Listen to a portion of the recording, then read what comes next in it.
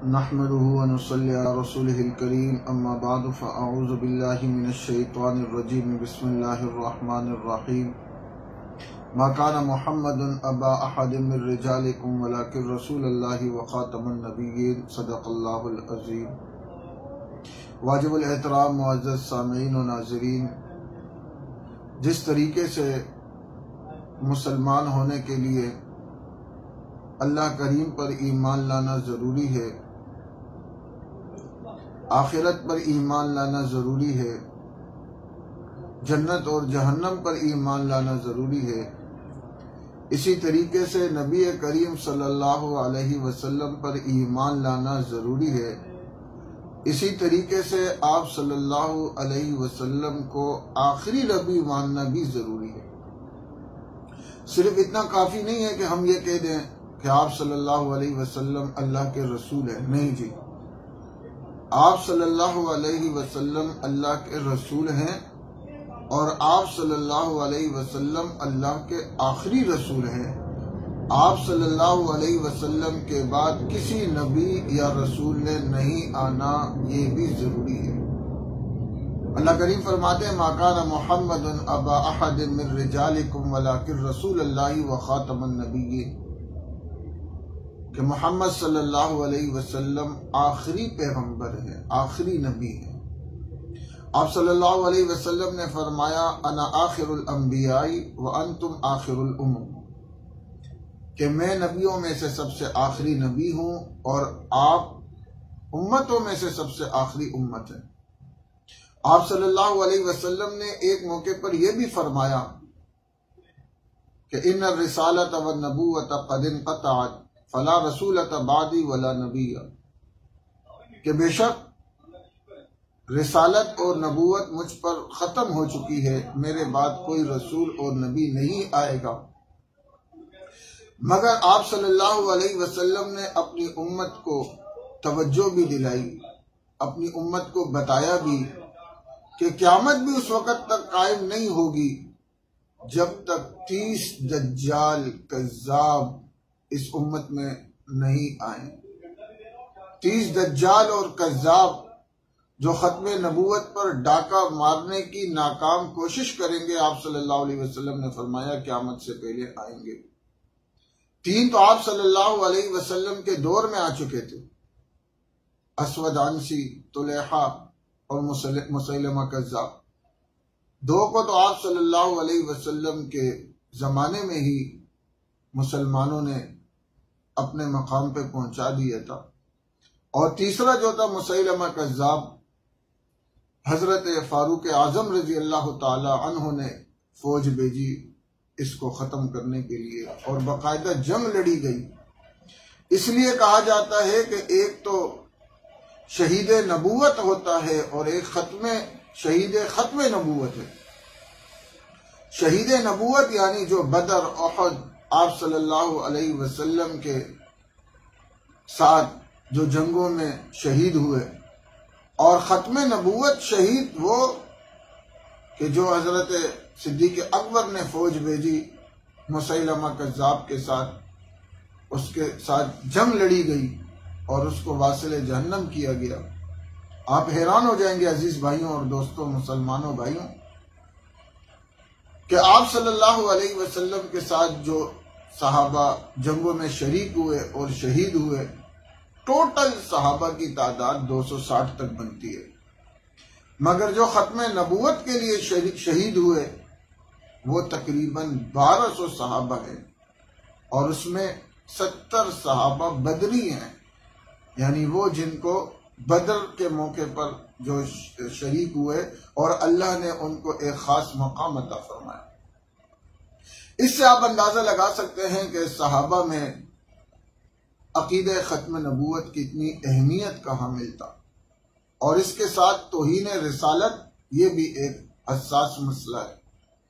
اللہ کریم نے اس کو کسی مقام پہ برداشت نہیں فرمایا۔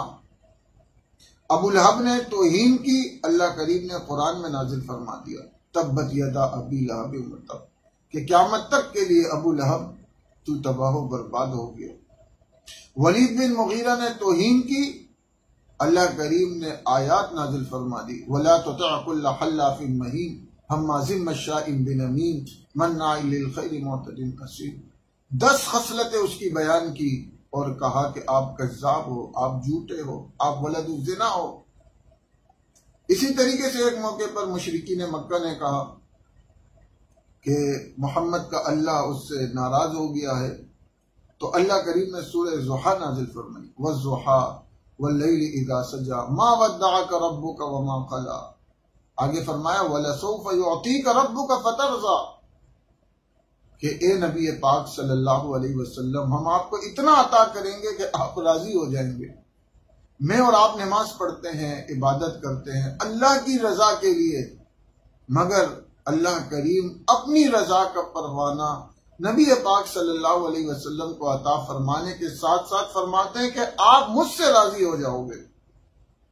اور اسی طریقے سے ایک موقع پر ایک لفظ مشرکین استعمال کرتے تھے جس میں توہین کا شبہ تھا، راعنا، تو آپ صلی اللہ علیہ وسلم کے لیے اللہ کریم نے قرآن نازل فرمایا اور صحابہ سے وہ منع فرمایا اس لفظ کو استعمال کرنے، یعنی وہ لفظ جس میں ایک شبہ موجود ہو توہین رسالت کا، وہ بھی اللہ کو گوارا نہیں فرمایا۔ یا ایھا الذین آمنوا لا تقولوا راعنا۔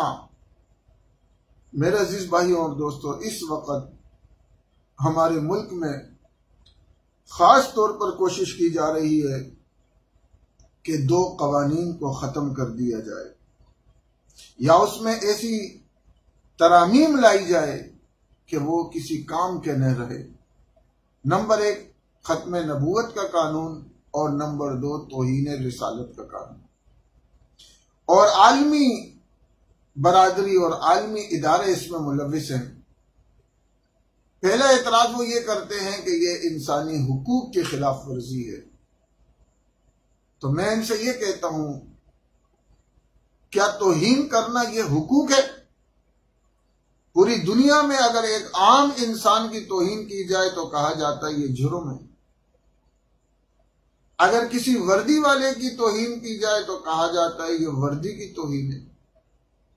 کبھی کہا جاتا ہے کہ یہ عدالت کی توہین ہے، مگر جب بات آتی ہے ختم نبوت کی، توہین رسالت کی، تو پھر کہا جاتا ہے کہ یہ انسانی حقوق کے خلاف ورزی ہے۔ میرے عزیز بھائیوں اور دوستو، یہ ایسے نہیں ہو سکتا، اور ایک کوشش کی جا رہی ہے کہ کسی نہ کسی طرح قادیانیوں کو مسلم اقلیت سے ہٹا کر انہیں مسلمان ثابت کیا جائے، اور اس کے لیے مختلف جہتوں سے، مختلف طریقوں سے کوششیں جاری ہے۔ اس موقع پر مجھے اور آپ کو چاہیے کہ ہم یکجہتی کا مظاہرہ کریں۔ ہمارے پاس ہے کیا؟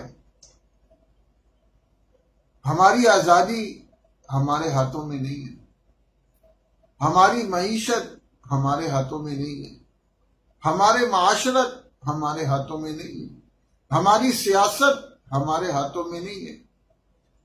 اگر اب ہم سے یہ بھی چلا گیا تو میرے عزیز بھائیوں اور دوستوں، ہم نبی کریم صلی اللہ علیہ وسلم کو کیا منہ دکھائیں گے؟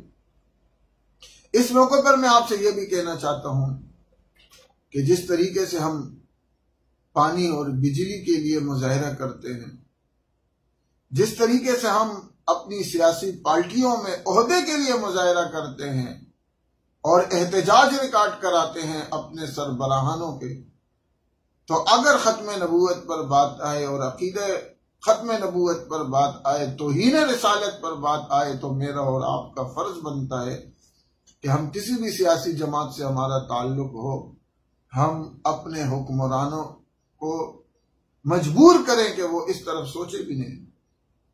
اور اسی طریقے سے دیکھنے میں ایک بات یہ آتی ہے کہ اپوزیشن اور حکومت میں ہمارے رویے تبدیل ہو جاتے ہیں۔ اپوزیشن میں ہمیں توہین رسالت بھی یاد آتا ہے، عقیدہ ختم نبوت بھی یاد آتا ہے، سب کچھ یاد ہوتی ہے، مگر جب ہماری اپنی حکومت بن جاتی ہے تو ہم بھی وہی حرکتیں کرنے لگ جاتے ہیں جو پہلے والے کر رہے ہوتے ہیں۔ اور بڑے افسوس کی بات ہے اس موقع پر جو ہمارے سیاسی کارکنان ہوتے ہیں وہ جھوٹی تعویلیں کر رہے ہوتے ہیں۔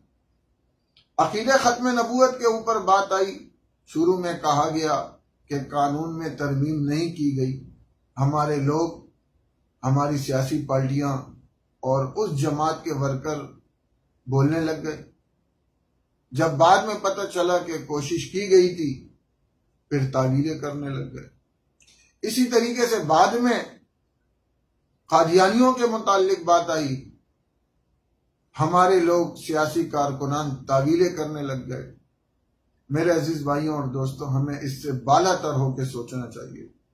7 ستمبر 1974 یہ وہ تاریخ ساز دن ہے کہ ہماری دستور ساز اسمبلی نے قادیانیوں کو عقیدہ ختم نبوت کی توہین کی وجہ سے ان کو اسمبلی سے غیر مسلم اقلیت قرار دیا۔